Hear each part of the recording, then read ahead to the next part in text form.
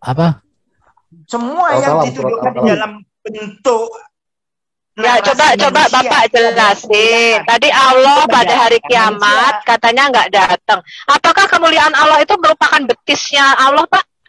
Ya, kalau masalah betis, tangan, apa semua itu diibaratkan sebagai makhluk karena yang mengerti untuk menjelaskan kepada manusia itu dengan perumpamaan. Kalau kemuliaannya Tuhan, ya memang kemuliaannya Tuhan, tapi diperumpamakan tangannya, tangan kanan. Iya. Jadi kemuliaan Tuhan itu betisnya gitu. Kemuliaan Tuhan itu adalah betisnya seperti betisnya Ken Dedes bersinar-sinar gitu, Pak. Allah tidak sama dengan kamu. Iya. Terkait dengan kemuliaan Tuhan menunjukkan. Iya. Saya tanya pada hari kiamat. Pada hari kiamat Allah akan menyingkapkan betisnya. Apakah betisnya seperti Ken Dedes bersinar-sinar? Kepada Tuhan. Tolong sharekanlah Pak Erben. Begitu. Pertanyaan saya, Bapak menyatakan itu kemuliaan Allah adalah betisnya. Ketika Allah menyingkapkan betisnya, apakah betisnya seperti Ken Dedes bersinar-sinar dalam kemuliaan gitu? Kemuliaan.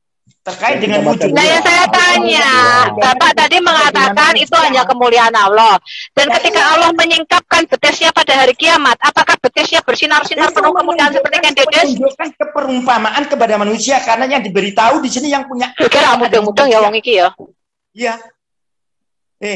Baik, manusia bisa mengartikan begitu seperti betis apa semua berarti manusia itu diterangkan. Bahwa berarti betisnya Allah bersinar-sinar seperti betisnya Ken Dedes untuk menjelaskan kepada manusia yang berbeda. Ketika Allah menyingkapkan betisnya, apakah betisnya bersinar-sinar seperti Ken Dedes? Tapi terlambat karena sudah apa? Sudah kiamat. Ada yang bisa, Ustaz? Itu menunjukkan bahwa kekuasaannya Allah manusia nanti berebut untuk ini orang ini kayak unikenal pot racing ya, padahal farjahannya cuma satu loh. Itu. Kamu sendiri juga begitu. Kita menunjukkan kekuasaannya Tuhan itu. Sekarang kamu jelaskan, apakah betisnya Allah bersinar-sinar seperti Ken Dedes ketika Allah menyingkapkan betisnya? Kediri bro, orang Kediri itu harus begitu. Tunjukkanlah ke Jawa Timuranmu. Aku orang Jawa Timur. Bukan orang Kediri. Kamu orang Jawa tapi nggak ngaku orang Jawa ya silakan. Begitu. Pak Abdul Amir udah tadi udah sekarang. Oke, siapa itu? Ya, jadi Allah itu punya betis ya teman-teman ya, seperti Ken Dedes bersinar-sinar dalam kemuliaan. Oke, lanjut ke pertanyaan berikut dong. Yang bertanya berikut. Pak Erben, tolong tunjukkan betisnya Allah, Pak. Pak Erben, tolong tunjukkan betisnya Allah. Pak Amir, ada yang mau nambah tadi, temen nih sampai. Tolong share screen betisnya Allah. Allah tidak. Tolong share screen betisnya Allah. Allah tidak akan sama dengan makhluknya. Masalah ya memang orang betisnya saya sama betisnya Bapak aja beda kok. Bisa menjelaskan kepada manusia. Betul, betis saya sama betis Anda aja beda ya. Betis bahwa nanti manusia akan sujud kepada Tuhan. Iya, betisnya Allah nggak sama dengan betis saya, Pak. Betis saya sama betisnya kamu aja beda. Begitu adalah menunjukkan kekuasaannya. Bukan tolong di share screen dong. Ya ampun, host. Itu biar manusia itu tahu bahwa betis itu di bawah paten manusia. Al-Qalam 42 itu, Pak. Allah punya betis.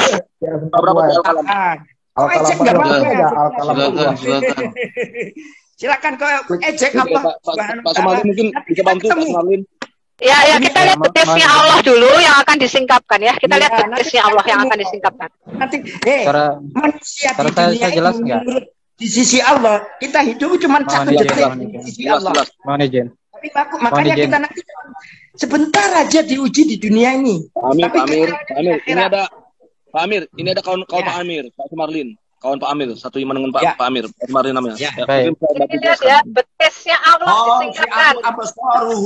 Tarhaquhum dillatun wa qad kanu yud'amuna ila sujudin wa hum salimun. Oke? Baik. Surat apa? Oke. Boleh saya menanggapi? Mohon izin Bapak. Ya, silakan Pak Sumarlin. Apakah betisnya Allah sama dengan betisnya Ken Dedes bersinar penuh kemuliaan? Baik, terima kasih banyak Bu Sofiatun. Senang bertemu dengan. Nanti ketemu kok nanti. Kita Senang bertemu dengan Bapak Ibu sekalian di Zoom ini. Pertama-tama saya ingin mengajak diri saya juga teman-teman sekalian, terutama kaum muslimin. Kita diajarkan adab di dalam berdiskusi. Adab dalam berdiskusi adalah mendengarkan lawan bicara sampai selesai bicaranya, baru kita berbicara. Itu adab. Ajarin tuh si Amir. Kita lagi jelasin, kamu yang terocos. Terus kedua, kaitannya dengan apa yang disebutkan tadi itu termasuk dalam ranah-ranah akidah. Dalam ranah akidah, saya sampaikan sifatnya fix. Tidak ada yang bisa dirubah-rubah. Ya, kita meyakini sebagaimana apa yang dikabarkan oleh pencipta kita, baik di dalam Al-Quran maupun di dalam hadis-hadis ini. Allah Subhanahu wa Ta'ala menggambarkan dirinya memiliki tangan, memiliki betis. Kita katakan iya, sesuai dengan kebesaran dan keagungan. Tidak ada kata lain dari itu, tidak boleh taktil, memalingkan maknanya dengan misalnya dengan kekuasaan, kemuliaan, dan sebagainya. Ya, punya kaki ya. Ya. Tanpa kita menanyakan kaifiatnya seperti apa bersinar, apa tidak. Mengimaninya wajib, bertanya tentangnya adalah bid'ah. Itu yang yauma yukshafu an saqi wa yud'auna ila sujud wa hum la yastati'un, di ayat yang tadi. Allah akan menyingkapkan betisnya dan manusia akan disuruh bersujud, kemudian mereka tidak mampu bersujud. Padahal mereka maksudnya disuruh bersujud dalam keadaan mereka sehat sentosa, tapi nggak mau. Terus kaitannya dengan yang tadi Al-Baqarah 210, memang Allah akan datang. Di ayat yang menjelaskan wajah Arab buka wal malaku saffan saffan, dan akan datang penciptamu dalam malaikat dalam keadaan berbaris yang lurus, bersaf-saf. Seperti kita meyakini Allah akan datang sesuai dengan kebesaran dan keagungannya tanpa kita menanyakan bagaimana kaifiatnya, apanya yang datang, segala macam. Yang kita katakan Allah yang datang sesuai dengan kebesaran dan keagungan. Ini adalah akidahnya para pendahulu agama ini yang kita disuruh menapakinya, meyakininya. Yang kata Allah, kalau kita ini manusia ini tidak berkeyakinan seperti itu, fa innahum fi shiqaq, maka kita kaum muslimin ini fi shiqaq, dalam pertentangan dengan Muhammad dan para sahabatnya radhiyallahu anhum ajmain. Itu yang ingin kami sampaikan. Terima kasih banyak Bapak Ibu sekalian. Oke, saya tanggapi. Apakah tadi Bapak menyatakan betis ini metafora, apa bisa dilihat secara fisik? Bukan metafora. Jadi Allah punya betis? Punya. Lalu betis yang mana, Pak? Yang Allah akan singkapkan? Kanan kiri. Tidak dijelaskan di ayat itu ya. Kami berdiam diri karena seberapa besar betisnya Allah? Bertanya tentang kaifiat adalah bid'ah. Oke, jadi Allah punya betis. Apakah Allah juga punya wajah, punya tangan? Iya. Jadi Bapak meyakini bahwa manusia diciptakan menurut gambar dan rupanya Allah? Dalam hadis jelas sekali disebutkan wa khalaqa Adama ala suwari. Dan Adam image citra Allah Subhanahu wa Ta'ala. Makanya kita dilarang memukul wajah. Karena Allah Subhanahu memiliki wajah. Tulang betis Allah kelihatan enggak? Tulang betis Allah gimana? Tulang betis terlihat Allah. Terlihat. Hah? Terlihat. Iya. Tulang betis Allah kelihatan seperti bidadari. Makanya dikatakan di situ yukshaf ya, disingkap. Tandanya manusia akan melihatnya. Fix makhluk berarti ya Allah ya di Islam ya. Punya kaki, tangan, betis, kepala. Allah Subhanahu wa Ta'ala menjelaskan tentang dirinya, laisa kamitslihi syai'un, laisa kamitslihi syai'un wa huwas samiul. Astagfirullah. Apa namanya? Beda-beda ya mereka ya.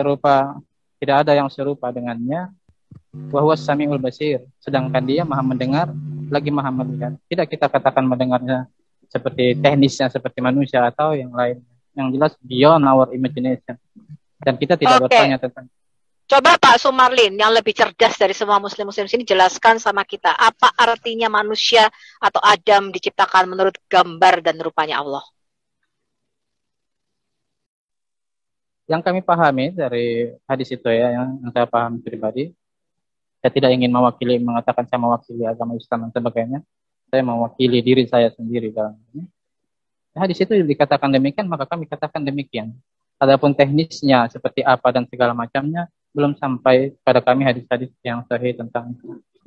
Bukan, maksud saya maknanya apa? Saya kan kalau kita kan memang jelas Kejadian 1 ayat 26 sampai 28. Marilah kita menjadikan manusia menurut gambar dan rupa kita atau selem dan demutnya Allah. Jadi kita ini dijadikan menurut peta teladannya Allah, imago Dei, yaitu Yesus Kristus. Jadi Yesus Kristus adalah imago Dei atau gambar Allah.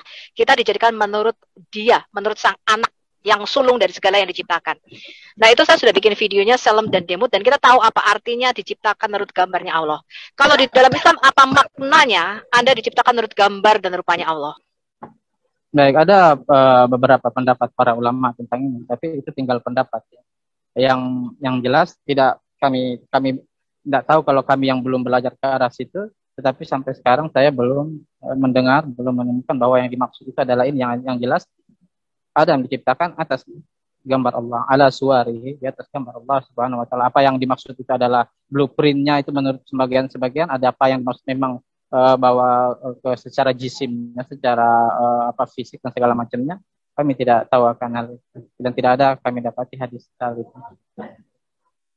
Oke, good. Jawaban yang cukup baik, cukup cerdas dan cukup jujur menurut penilaian saya ya, dibandingkan kalian semua tuh yang masuk di sini. Dengerin jawaban Pak Sumarlin itu, ya.